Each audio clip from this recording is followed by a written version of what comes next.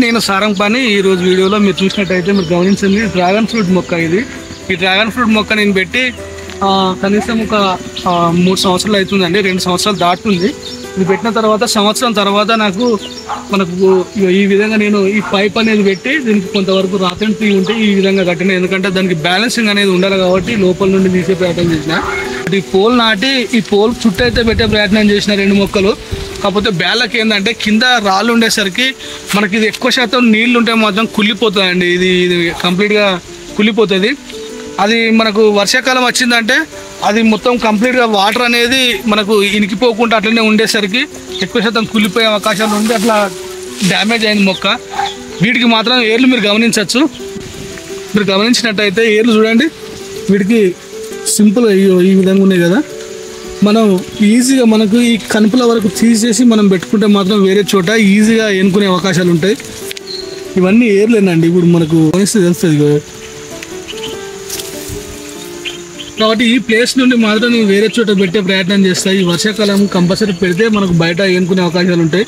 సరే, ఏదేమైనా ఈ పండు చూడండి, దీనికి ఎప్పుడైతే మనకు ఇట్లా ఈ విధంగా ఉన్నదానికి మనకు బ్రహ్మకమలం మొక్కకు సంబంధించినటువంటి ఫ్లవర్ లాగానే వస్తుంది. అది 1 రోజు మాత్రమే ఉంటుంది.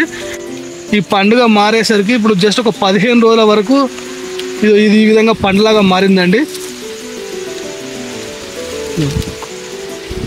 చూసినా డ్రాగన్ ఫ్రూట్, దీనికి ఎటువంటి ఎరువులు లేవు, ఏం లేవు, జస్ట్ న్యాచురల్గా మాత్రమే ఇది మన దగ్గర వచ్చిందండి.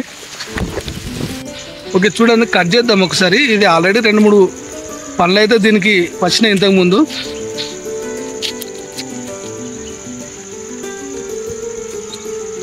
చూడండి,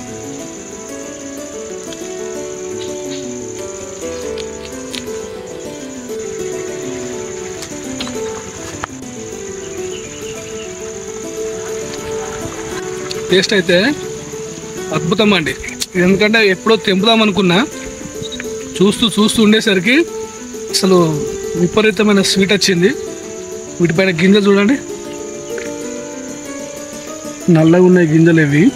కాకపోతే గింజల ద్వారా పెట్టినా కూడా మొలకలు వస్తాయట. కాకపోతే మొలకలు వచ్చినా కానీ మనకు ఈ కాయలు రావడానికి మాత్రం బాగా టైం పడుతుంది. అందుకోసం వీటి కనుపులే మాత్రం మనం తీసుకొని పెట్టుకుంటే మాత్రం బాగుంటుంది. Please subscribe my channel.